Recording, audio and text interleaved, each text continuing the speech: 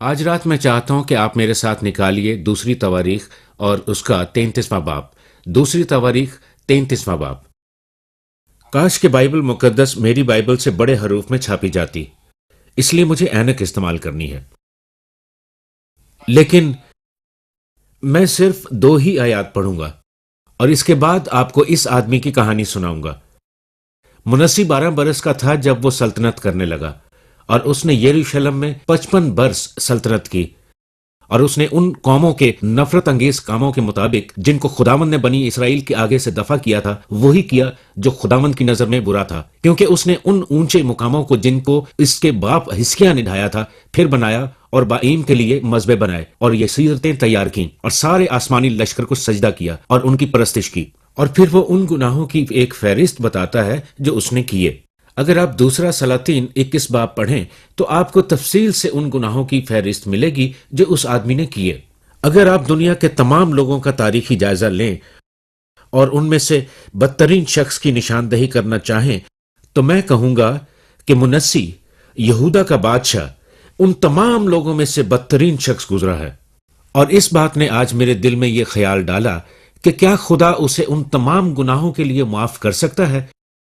اگر اپنی صدی کے لوگوں کی بات کریں، مثال کے طور پر ہٹلر، میں نے گزری رات ٹی وی پر ایک فلم کا آخری حصہ دیکھا جس میں ان تمام کیمپوں میں سے ایک کو دکھایا گیا تھا جن کو ہٹلر نے یہودیوں کو قتل کرنے کے لیے استعمال کیا۔ یہ کتنی خوفناک بات ہے۔ ہم تقریباً وہ تمام کیمپوں میں گئے جو آسوچ، ڈبلن اور دیگر شہروں میں ہیں، اور ہم اس کو دیکھ کر خوف زدہ اور دہشت زدہ تھے، جو یادگار کے طور پر دکھانے کے لیے بچا کر رکھا تھا۔ یہ اس بات کا ثبوت ہے کہ آدمی کا دل کتنا گھناؤنا اور سفاک ہے، بربریت سے بھرا ہوا۔ پھر میں اسٹالن کے متعلق سوچتا ہوں، وہ تمام کام جو اس کے دور میں ہوئے۔ موجودہ دور میں مسیحوں پر ہونے والی چند سب سے بڑی ایذا رسانیاں اسٹالن کے دور میں ہوئیں۔ ایسے تمام لوگ جو ہماری صدی میں گزرے ہیں وہ دھوکے باز، ظالم اور دہریے تھے۔ ایسے لوگوں کے بارے میں ہم روز اخبارات میں پڑھتے ہیں۔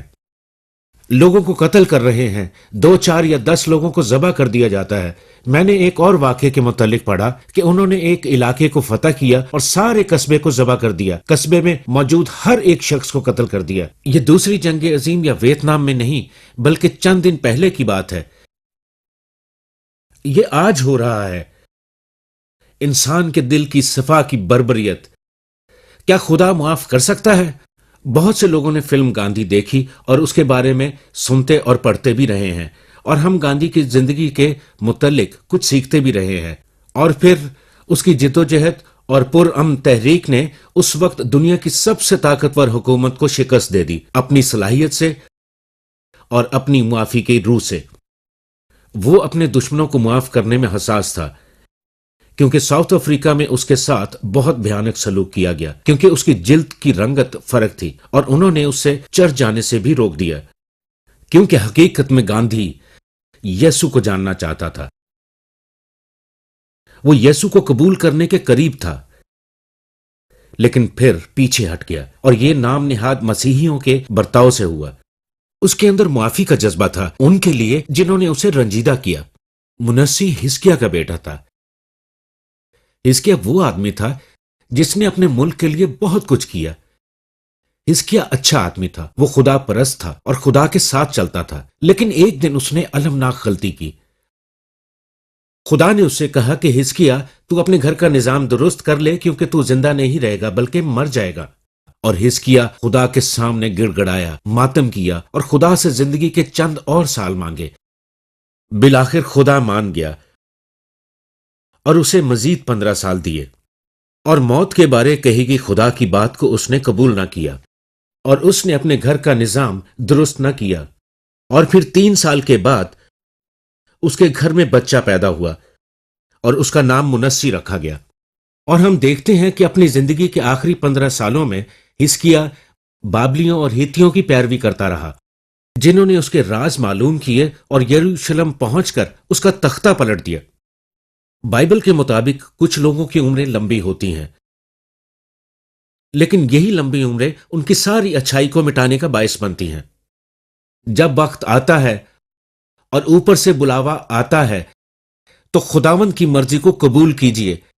लेकिन ये तो बहुत मुश्किल है, क्योंकि हम सब जिंदा रहना चाहते हैं। बाइबल कहती है कि पैदाइश का और मरने का एक वक्त है। मुनस्सी 12 बरस का था जब वो बादशाह बन गया और अपने बाप के तमाम अच्छे कामों को बर्बाद करने को तैयार हो गया। और मैं तो ये कहूंगा कि वो तारीख का सबसे बद किरदार शख्स था। वो एक बुत परस्त था जिसे खुदा से ज्यादा तरजीह दी जाती थी। शरीयत के मुताबिक उन दिनों संसार का हुक्म था उन लोगों के लिए जो बुत परस्त थे, और खुदा इस गुनाह से बाकी तमाम गुनाहों की निस्बत ज्यादा नफरत करता है। और यह पहला हुक्म है कि मेरे सिवा किसी और को खुदा ना मानना। आजकल के खुदा जैसे सुरूर, जिनसी ख्वाहिशात और शराब, अय्याशी, जबकि बहुत से लोग भूखे हैं। वो सारी चीजें जिनके बारे में हम किसी भी और चीज से ज्यादा सोचते हैं हमारा खुदा बन जाती हैं। शायद कोने में पड़े किसी डब्बे को आप पूज रहे हैं, यानी टीवी। हिर्स करना बुत परस्ती है। बाइबल मुकद्दस बताती है कि एथेने इन दिनों बुत परस्तों के लिए मुकद्दस शहर था, और पौलुस करंथियों और यूनानियों को बुत परस्ती से मना करता है। और पौलुस थिस्सलुनीकियों को कहता है कि सच्चा मसीह वो है जो बुत परस्ती छोड़कर खुदा की तरफ रुजू लाता है और एक सच्चे और जिंदा खुदा की परस्तिश करता है। बाइबल कहती है कि अपने आप को बुतों से दूर रखो। बहुत से बुत हैं जो आज आपके और खुदा के बीच हायल हैं। वो न सिर्फ बुत परस्ती का मुजरिम था बल्कि बद किरदार भी था। उसने इस्तारात, बालीम और दिगर बहुत सारे देवताओं के लिए मजबे बनाए जो न सिर्फ हकीर थे बल्कि फाहश भांड थे। काहिन अपने आप को काटते और अपने आप को पीटते थे और फिर मंदिर की दासियों के साथ बदकारी किया करते थे। बस ये मजहब बजाय इसके कि सच्चे और जिंदा खुदा के साथ चलते, जिस तरह उसके बाप हिजकिय्याह ने किया, बुरा और घटिया बन गया, फाहश बन गया। और यही जिन्स परस्ती और तशद्दुद हम आजकल फिल्मों में देखते हैं। आप देखते हैं कि मैगजीन स्टैंड पर पड़े हैं, और अगर आप मसीही हैं और शर्म महसूस करते हैं तब भी आप वो मैगजीन ले लेते हैं। बहुत कम लोग हैं जो शर्म महसूस करते हैं, क्योंकि शायद हम शर्म महसूस करने की सलाहियत खो चुके हैं। हम इन चीजों के आदी हो चुके हैं और अपने इर्द गिर्द मौजूद दुनिया का एक हिस्सा बन चुके हैं। बाइबल मुकद्दस कहती है कि मसीह की खातिर अलग नजर आओ। आजकल यहां वो शैतानी काम हो रहे हैं जिसका तसव्वुर भी नहीं किया जा सकता था। बाइबल मुकद्दस एक शैतानी और बुत परस्त नस्ल की बात करती है। पतरस एक गैर ईमानदार नस्ल की बात करता है, और उस वक्त यहूदा के लोग ऐसे ही बन चुके थे। मुनस्सी मजहबी भी था। जिस तरह हम अमेरिका में हैं, हमारा मुल्क बहुत मजहबी है। रूस भी एक बहुत मजहबी मुल्क है। उनके पास मजहब है, बुद्ध मत, हिंदू मत, इस्लाम, मसीहियत। अमेरिका में यह सब कुछ है। उसके पास मजहब था। बाइबल कहती है शयातीन भी ईमान रखते हैं। क्या आप जानते हैं कि शैतान बहुत मजहबी है? निकोदेमस जो यीशु के पास आया था बहुत मजहबी था। उसने सारी शरीयत की पैरवी की, तमाम अहकाम को पूरा किया। वो हैकल में दै यकी भी देता था। वो अपने पूरे दिल से ईमान रखता था। लेकिन यीशु ने कहा यह काफी नहीं है, तुम्हें नए सिरे से पैदा होना है। यहूदा मजहबी था। दूसरे शागिर्द कभी यह सोच भी नहीं सकते थे कि वो एक गद्दार निकलेगा। वो एक खजांची था, और वो दिन रात उनके साथ रहता था, सफर में, सीखने में, मुतालिया करने में, मसीह को देखने में, बदरूहें निकालने में, मसीह की मदद करने में। लेकिन अपने दिल से वो हमेशा एक चोरी था। याकूब कहता है ऐसा शख्स जो बज़ाहिर तो मजहबी है पर अपने दिल को फरेब देता है, ऐसे आदमी का मजहब बेसूद है। क्या आप मजहबी हैं? आप चर्च जाते हैं? आपका पस मंजर मजहबी है, पर दिल की गहराई से मसीह के साथ आपकी कोई रफाकत नहीं। रोजाना बाइबल की तलावत और दुआ नहीं होती। रूहुल कुद्स पर मुसलसल भरोसा भी नहीं करते। आप जो टेलीविजन देख रहे हैं اس پر نمبر نظر آ رہے ہوں گے۔ آپ اگر مسیح سے واقف نہیں ہیں اور ہونا چاہتے ہیں تو آج ہی ان نمبروں پر بات کریں۔ لوگ موجود ہیں جو آپ سے بات کریں اور آپ کی مدد کریں گے۔ اگر پہلی مرتبہ بات نہیں ہوتی دوبارہ کال کریں، لوگ موجود ہوں گے۔ منسی دوسرے حکم کی نافرمانی کرتے ہوئے شبیوں کو بھی پوچھتا تھا۔ اس نے بالیم کے لیے مذبح بنائے، یسیرتیں تیار کی اور سارے آسمانی لشکر کو سجدہ کیا اور ان کی پرستش کی۔ بائبل مقدس بتاتی ہے کہ اس نے خالق سے زیادہ مخلوقات کی پرستش کی، جیسے کہ پولس نے رومیو پہلے باب میں تنبیہ کی ہے۔ اس کے علاوہ وہ قاتل تھا، اور وہ کوئی عام قاتل نہ تھا بلکہ ہٹلر کی طرح تھا، یا امین کی طرح تھا، یا ایسے ہی کسی اور کی طرح تھا۔ وہ سفاک تھا۔ اس نے اذیتیں دی جیسے ابتدائی مسیحوں پر رومیو نے کیے۔ انہیں شیروں کے آگے ڈالا گیا، صلیب پر الٹا کیلوں سے جڑ دیا گیا، عورتوں کو بیلوں کے سینگوں سے مروایا گیا، اور منسی نے قتل عام کیا۔ اتنا کیا کہ یروشلم کی گلیوں میں ایک سرے سے دوسرے سرے تک انسانی خون کی ندیاں بہنے لگیں۔ اس نے یسایہ نبی کو آری سے چروا ڈالا۔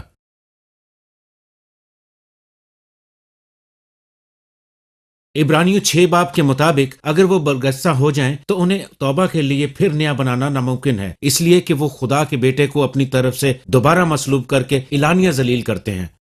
ہم بھی شرمندہ ہیں جیسے وہ تھا، اور وہ ایک غدار بھی تھا۔ اس نے ہر چیز سے جو اس کے باپ کی تھی بے وفائی کی۔ یہودا نے بوسے کے ذریعے بے وفائی کی۔ ہم اس سے بے وفائی کر سکتے ہیں، اس کا انکار کر کے، شاید سکون کے لمحات حاصل کرنے کے لیے، مزید دولت، شہرت اور اختیار کے لیے۔ منسی نے دنیا کے کسی بھی شخص سے زیادہ گناہ کیے، لیکن ہم بھی کرتے ہیں۔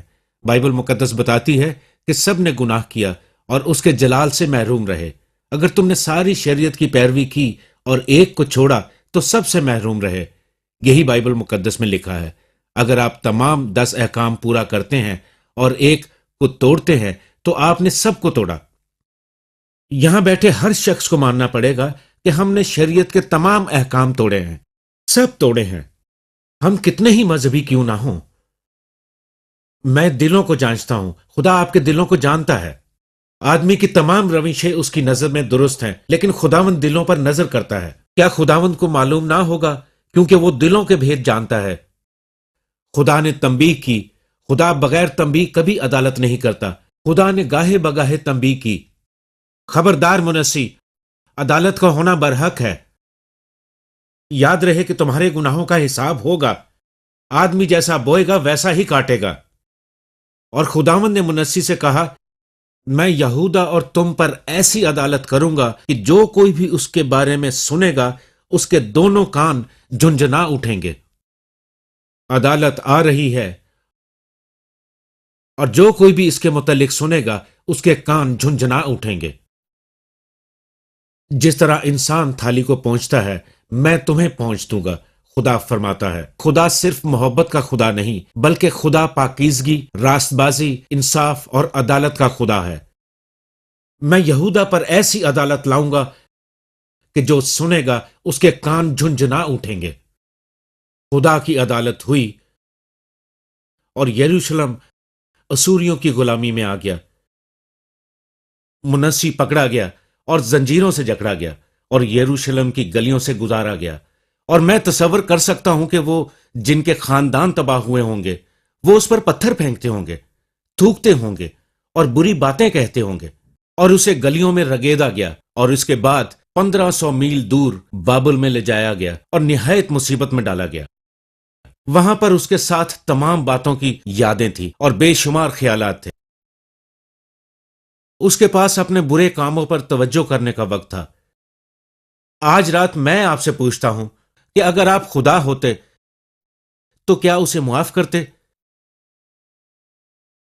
سوچئے کہ اس نے ہزاروں لوگوں کو قتل کیا، معصوم لوگوں کو اذیت دی، وہ ساری قوم کو تباہی کے دہانے پر لے آیا، بالکل جس طرح ہٹلر نے کیا۔ اگر آپ خدا ہوتے تو معاف کرتے؟ پولس افسس کی کلیسیا کو لکھتا ہے کہ خدا شفقت میں غنی ہے۔ بہت دفعہ زندگی میں مشکلات ہمیں خدا کی طرف لے جانے میں رہنمائی کرتی ہیں۔ منسی کی سزا میں خدا کا ہاتھ بالکل واضح تھا۔ اس کے پاس بہت سارا وقت تھا قید میں سوچنے کا۔ کلام میں لکھا ہے کہ میں نے اپنی مصیبت کے دنوں میں خدا کو یاد کیا۔ کبھی کبھی خدا ہم پر آزمائشیں بھیجتا ہے تاکہ ہم رجوع لائیں۔ بیشتر لوگ اپنے گناہ اور نجات کے متعلق نہیں سوچتے جب تک کہ ان پر تکلیف، بیماری یا نقصان یا موت نہیں آتی۔ شاید خدا نے آپ پر مصیبت آنے دی تاکہ آپ صلیب کے سامنے آ سکیں۔ منسی دعا کرنے لگا، ذرا سوچئے کہ قید میں یہ شریر، بدکار اور بے دین آدمی جو کسی بھی دوسرے شخص سے زیادہ جہنمی ہے، چلایا کہ اے خدا مجھ گناہگار پر رحم کر۔ کیا خدا اس طرح کا رحم کر سکتا ہے؟ اس نے اپنے خدا سے منت کی اور اپنے باپ دادا کے خدا کے حضور خاکسار بنا اور اس سے دعا کی۔ بائبل سکھاتی ہے کہ خدا رحم کا خدا ہے۔ ہم خدا کے رحم کے متعلق نہیں جانتے کیونکہ وہ ہماری سوچ سے بڑھ کے ہے۔ کسی نے کتنا ہی برا گناہ کیوں نہ کیا ہو، اگر وہ سچے دل سے توبہ کرتا ہے تو خدا اسے معاف کرتا ہے۔ اسے معاف کرنا پڑتا ہے کیونکہ اس کا کلام یہ کہتا ہے۔ گنتی 14 باب 18 آیت میں لکھا ہے کہ خداوند قہر کرنے میں دھیما اور شفقت میں غنی ہے، اور وہ اپنا چہرہ تم سے رو پوش نہ کرے گا اگر تم اس کی طرف رجوع لاتے ہو۔ اگر تم رجوع لاتے ہو تو ہمارا خدا گناہوں کو بخش دیتا ہے۔ تو اے خدا جو بھلا ہے، معاف اور رحم کرنے کے لیے تیار ہے۔ ہمارے اعمال کے وسیلے سے نہیں جو ہم نے کیے ہم نہیں کر سکتے۔ اپنے رحم کے وسیلے سے اس نے ہمیں بچایا، نئی پیدائش کے وسیلے سے صاف کیا اور روح القدس کی قدرت سے نیا بنایا۔ یہی وجہ ہے کہ مسیح صلیب پر موا ہمارے گناہوں کے لیے۔ ایک اور آدمی جو وہاں پر مر رہا تھا وہ دوزخ کا حقدار تھا۔ وہ ڈاکو تھا، وہ قاتل تھا، اور اچانک اپنے آخری لمحات میں وہ مسیح کی طرف پھرا اور کہا، خدا مجھے یاد کرنا۔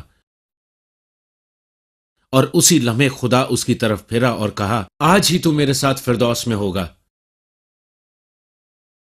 میں اس شخص کو جنت میں دیکھنے کی توقع رکھتا ہوں۔ وہ آج جنت میں ہے، اس لیے نہیں کہ اسے صلیب سے اتر کر بپتسمہ لینا تھا، اس لیے نہیں کہ اس نے صلیب سے اتر کر پاک شراکت لینی تھی، اس لیے نہیں کہ اس نے صلیب سے اتر کر خیرات کرنی تھی، اس لیے نہیں کہ اس نے صلیب سے اتر کر ایک اچھی زندگی گزارنی تھی۔ وہ ایک بدکار اور بے دین آدمی تھا۔ وہ صرف خدا کے فضل اور رحم کے وسیلے سے بچایا گیا، اور یہی ہمیں صلیب کے پاس لاتی ہے۔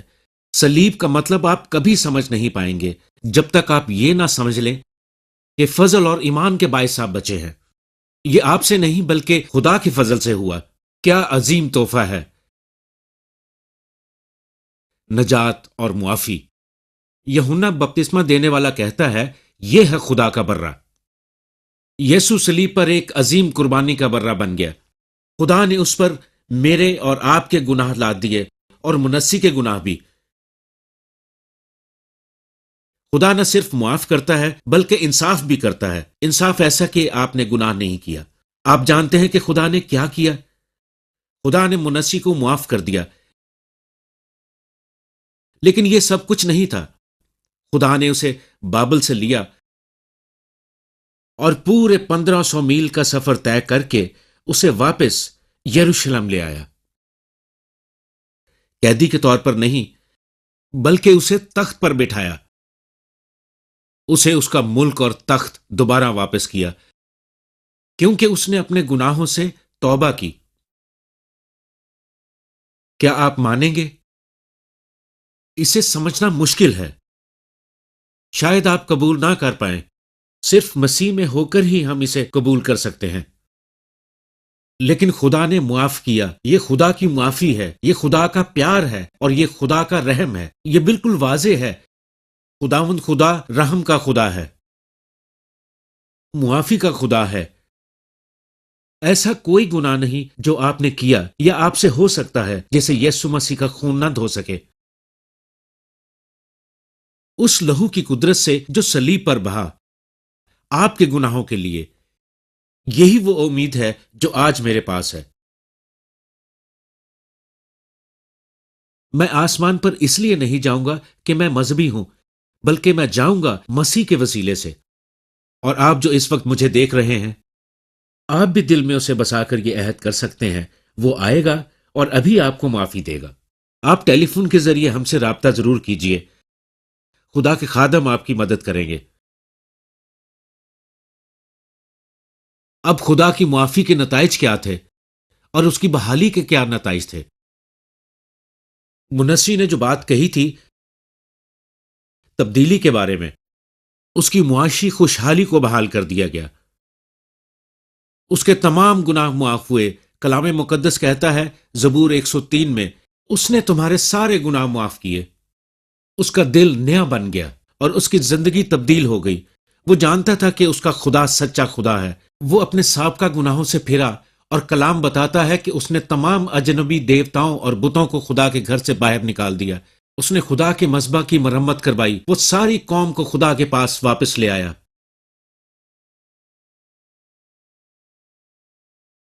مسیح آپ کی زندگی کو خوبصورت بنا سکتا ہے. کیا آپ سوچتے ہیں کہ آپ نے زندگی کو ضائع کر دیا، یہ اچھی نہیں ہے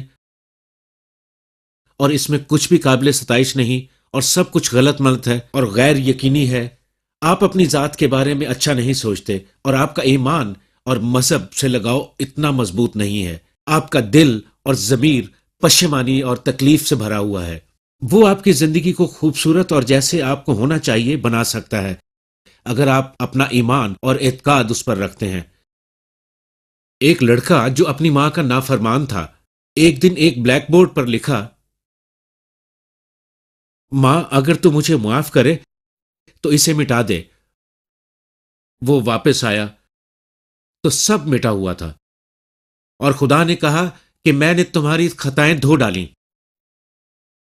ذرا ایک فہرست بنائیے کہ وہ تمام گناہ جو بلی گراہم نے اب تک کیے، تمام برے خیال جو میں نے اب تک سوچے، وہ تمام باتیں جن کے متعلق کچھ جانتے ہیں اور کچھ نہیں جانتے، ایسے کام جو میری بیوی بھی نہیں جانتی، ان کے متعلق سوچئے. کسی نے میری بیوی سے پوچھا کیا کبھی طلاق کے بارے میں سوچا؟ اس نے کہا نہیں، لیکن قتل کرنے کے بارے میں سوچا ہے.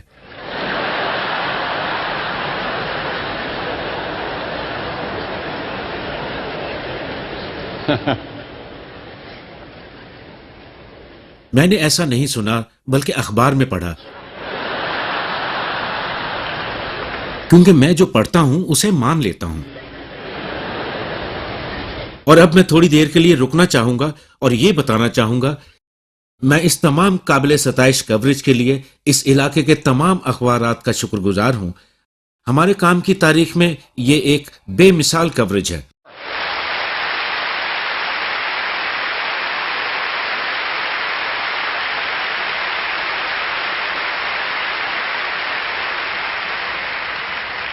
ٹی این ٹی، ٹائمز، پی اے اور ٹی وی اسٹیشن سے روزانہ نشر ہوتا ہے. اور یہ ایک بہت ہی زبردست بات لگ رہی ہے. اس جگہ پر آنا، اس معاشرے کے رہنماؤں کی لگن اور اس علاقے میں رہنے والے دیگر تمام لوگوں کی دلچسپی کو دیکھنا کہ یہاں پر کیا ہو رہا ہے. اور جو ہو رہا ہے وہ یہ کہ انجیل کی منادی سے لوگ بچائے جا رہے ہیں، اور یہ دنیا میں سب سے عظیم کام ہے. اس سے بڑھ کر کچھ نہیں.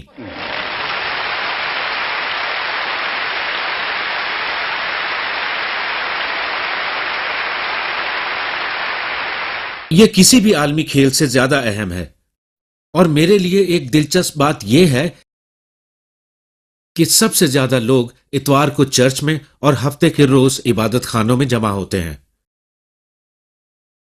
اور یہ امریکہ میں پورے سال میں ہونے والے تمام کھیلوں کے اجتماعات کی مشترکہ تعداد سے بھی زیادہ ہے.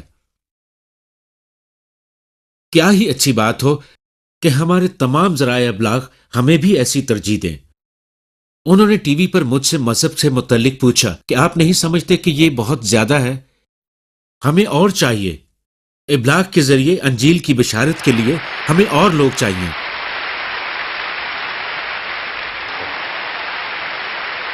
ہم خدا کے شکر گزار ہیں اس سہولت کے لیے کہ ہم ٹیلی ویژن پر منادی کر سکتے ہیں. امریکہ کے ایک شہر میں 1 گھنٹے کی نشریات کی قیمت بڑھ گئی ہے. ذرا سوچئے کہ 1 گھنٹے کے پروگرام کے لیے اگر ہم اس شہر میں رہتے ہوئے یہ پروگرام کریں تو ہمیں $50,000 دینے پڑیں گے صرف 1 گھنٹے کے لیے، کیونکہ لاکھوں لوگ اسے دیکھ سکتے ہیں اگر وہ ٹی وی آن کریں. दुआ कीजिए कि हम ये अखराजात बर्दाश्त कर सकें और हमारी मदद करें अगर आप कर सकते हैं। देखिए कि खुदा ने मुनस्सी को मुआफ कर दिया और वो आपको भी मुआफ करना चाहता है। और देखिए कि सलीब में कैसी कुदरत है। और मसीह ने ये सब किया जब वो सलीब पर अपनी जान दे रहा था। वो मुआ ताकि खुदा ये कहे कि तुम्हारे गुनाह मुआफ हुए और आपका नाम किताब हयात में लिखा गया है। मुझे बताया गया था कि इस गुंबद के उन सतूनों पर कुछ नाम लिखे हैं जो टकोमा के लोगों के हैं। बहुत से नाम हैं जो वहां लिखे हैं और ये नाम 50, 100, 200 साल या जब तक ये बाकी है रहेंगे। मुझे मालूम नहीं कि मुल्क के इस हिस्से में ये कब तक कायम रहेगा। मेरे ख्याल में एक बहुत लंबे अरसे तक। मैंने एक शहर के मुतल्लिक सुना कि बर्फबारी से 2 दफा छत गिर पड़ी, लेकिन यहां टकोमा में ऐसा नहीं हुआ। यह ज्यादा अजीम है कि आपका नाम किताब हयात में लिखा जाए, क्योंकि कलाम के मुताबिक अगर आपका नाम किताब हयात में नहीं लिखा तो आप खुदा की बादशाही में दाखिल नहीं हो सकते। क्या आपका नाम किताब हयात में है? अगर किताब हयात में मेरा नाम ना होता या इसके होने पर मुझे शक होता तो आज रात आप मुझे ना रोक पाते। मैं आज रात इस बात को यकीनी बनाता कि यीशु मसीह मेरा खुदा और नजात दहिंदा है। और आज रात मैं कहना चाहता हूं कि इस बात को यकीनी बनाइए कि आप बचाए गए हैं। आप कह सकते हैं कि मैं क्या कर सकता हूं। सिर्फ 3 चीजों का जिक्र मैंने बार बार किया है, लेकिन बताना ही काफी नहीं है, क्योंकि मैं अंजील का पैगाम कभी भी ये बताए बगैर नहीं सुनाता कि आपको क्या करना चाहिए। बहुत से लोग नहीं जानते कि क्या करना है। सबसे पहले आपको अपने गुनाहों से तौबा करनी है। तौबा कैसे करते हैं? इसका मतलब क्या है? तौबा का मतलब तब्दीली है, जहन को बदलना, अपने रहन सहन को बदलना। मतलब ये कि आप खुदा से कहते हैं मैंने गुनाह किया है, अपने गुनाहों पर मुझे अफसोस है, मैं अपने गुनाह छोड़ने को तैयार हूं। ये पहली बात है। क्या आपने ये किया है? क्या आप ऐसा करेंगे? इसका मतलब अपनी आदत और रहन सहन को तब्दील करना है। और ये महंगा है, ये इतना आसान नहीं है, लेकिन खुदा आपको तब्दील होने में मदद करेगा। आप कलीसिया के मेंबर हैं, इतवार को आप चर्च आते हैं और कोई कहता है कि टकोमा डोम की मीटिंग में मैंने आपको सामने जाते देखा था, मैंने तो सोचा था कि आप खुदावंद में हैं। मैं तो आपको एक अच्छा मसीही समझता हूँ। शायद जाहिरी तौर पर आप ठीक हो, लेकिन खुदा बातन पर नजर करता है, वो दिल को देखता है, जाहिर को नहीं। और दूसरा ये कि आप ईमान के वसीले से मसीह को कबूल करें। और ये लफ्ज ईमान क्या है? इसका मतलब है कि अपना तमाम भरोसा, तमाम राहें, तमाम एतमाद खुदा पर रखना, जो मुआ और फिर जी उठा और वो आने वाला है।